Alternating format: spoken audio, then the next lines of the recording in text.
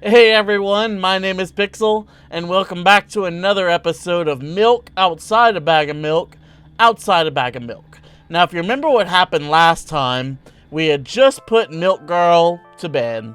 She had collected all of her thoughts as fireflies. They're all nestled in. Now let's see if we can actually get her to sleep. I crawl into my sleeping bag. The lower part of the room is very cold. I hurry to wrap myself in blankets, even though the electric heater is working hard to keep me warm. I'm sad because the dreams just won't come anymore. You won't believe me if I tell you how I dealt with it at first. Of course I'll believe you. I know, it was a joke. Well, anyway, I washed my face, brushed my teeth, lied down, and started imagining that I'm watching a dream. I didn't sleep at all, of course, and always look sleepy in the morning. After a week of insomnia, I started feeling weird and seeing things. Letters floating in the air, strange silhouettes that appeared in the most unexpected of places, bulging eyes with trembling pale pupils. It was scary, you know. Then one day, I almost died. I almost got tossed out of a window. I just collapsed in the middle of the room and I couldn't move for a while. And the silhouettes, letters, and eyes were hanging over me and hissing. It was horrible. And well-deserved, I guess. It felt like I was caught in the biggest lie of the world. Yes, it felt exactly like that. After that, I stopped. But the silhouettes, letters, and eyes, they just stayed here. I guess they like this place. They always follow in my wake, peeping at me, and I'm kind of scared of them and can't argue with them. But today, well, I still too scared to tell me? Of course, they're still listening, you know. Well, use your hands then. Sign language. Alright. I start chaotically twirling my fingers with enthusiasm, forming complex shapes. You want me to tell you a bedtime story? Shh. And I was trying so hard here. Don't you get it? They'll hear you. Relax. Nobody can hear you. So what do you say?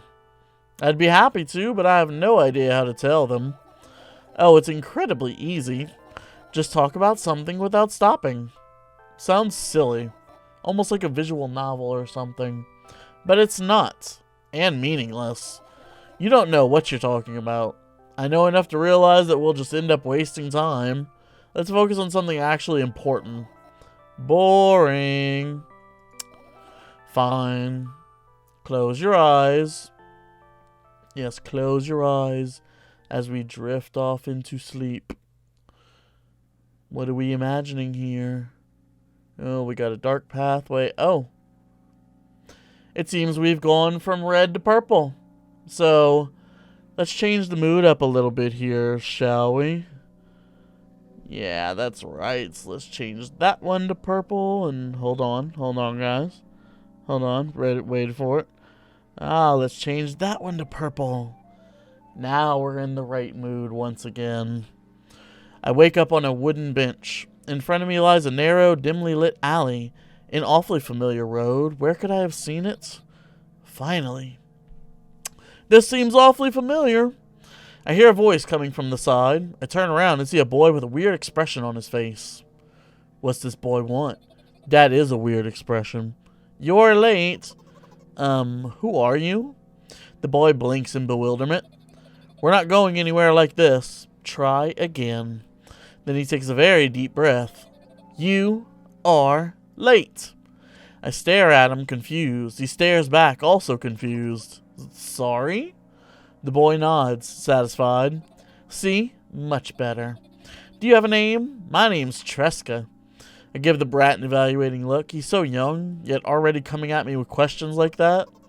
None of your business. And besides, will anyone tell me what I'm doing here? Hey, that's rude. It's not like there's somebody else here besides me. Haven't they told you anything? I know all there is to know, for one. About what? You're obligated to escort me to the store. Tresca says that and strikes a victory pose. Yeah! No way I'm doing that. You do understand that refusal is futile. Well, aren't you full of yourself? I'm serious. I'm not the one who decided that. Do you think I'm delighted with your company? He's weird, constantly shifting between happiness, sadness, loudness, silence. He's a wacko, and his name is stupid. Are we going or what? You can go, and I need to think. I'd be happy to, but I don't know the way. Tresca puts on a cunning smile. I bite my lower lip in frustration. I'll be honest with you. I don't like you. He simply bursts out laughing in reply. I do like you, though. Then he grabs my hand without hesitation.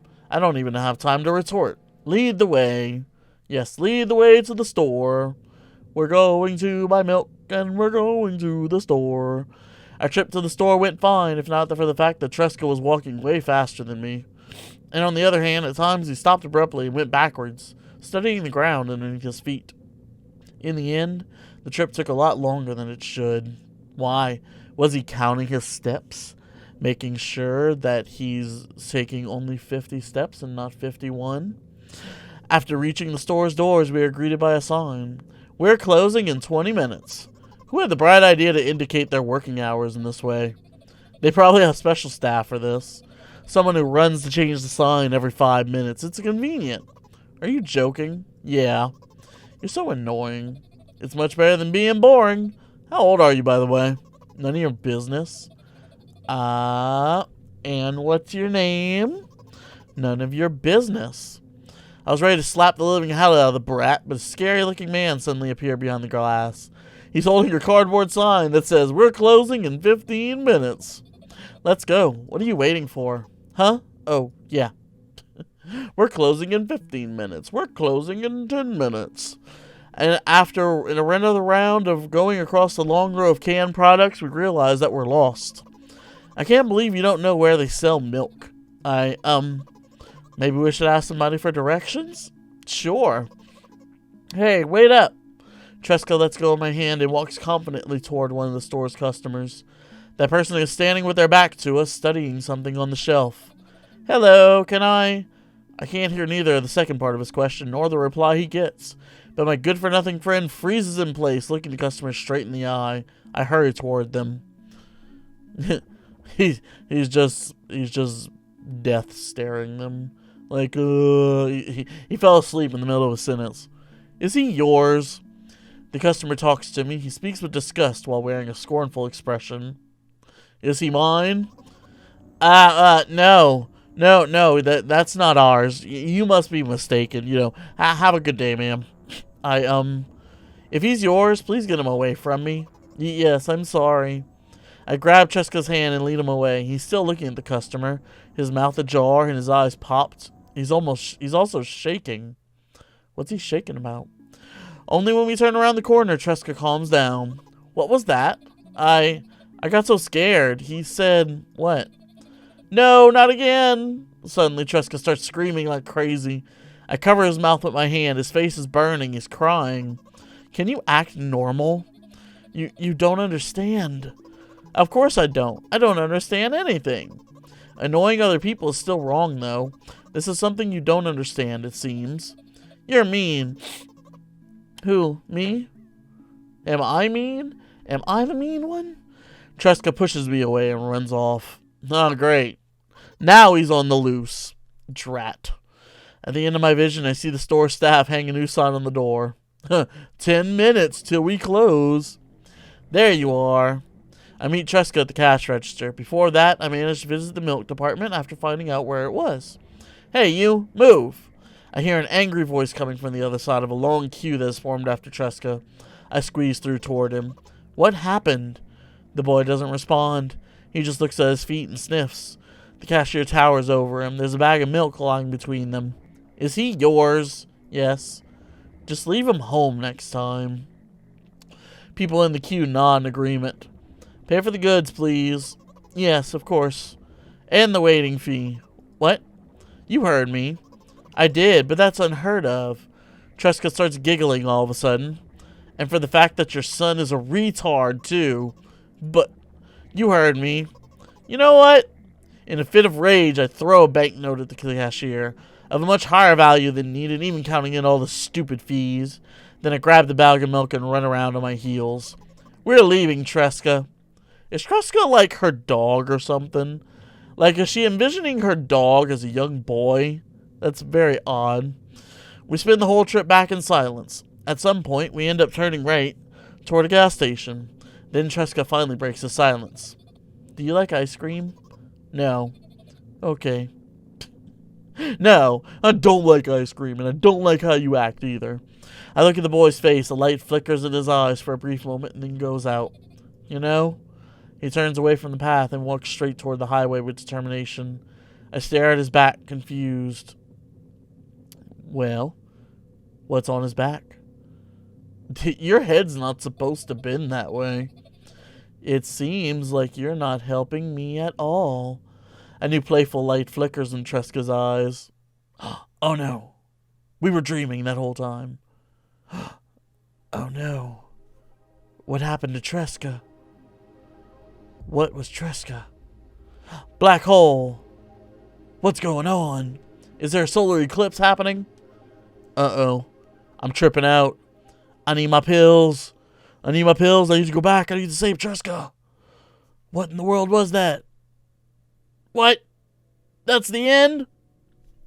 That's the end? That's where it's going to leave us? We go and we just bring Tresca to bring some milk, but it seemed oddly familiar to the events that happened in the very first game. What's going on? Was that actually Tresca? Or were we Tresca's mom? This all seems very strange, very odd. What in the world just went through Milk Girl's head, I wonder. That was a fascinating game, though. I definitely enjoyed how that went, and just the story that was told behind this girl who was just basically losing her mind the entire time. And was that a dream that we just had? Was it a story that we got told? Like, who was Tresca? It almost, the way that the people talked about Tresca, about you should leave him at home, is he yours? It almost seems like Tresca was a dog or a pet or something. Like, it's very open-ended and left to interpretation, which I like. You know, there's no solid ending to this. It's all up to the player's imagination and how they choose to interpret the endings of the story. Nevertheless, though, great story. I really, really enjoyed this, and I hope you guys did too. So thank you guys so much for watching. If you leave a like if you enjoyed what you saw. You want to follow more of my series, you want to see other videos that I've done, go ahead, subscribe to the channel, hit the bell, get notified whenever other videos come out. Thank you guys again for watching. I will see you in the next episode. Bye now.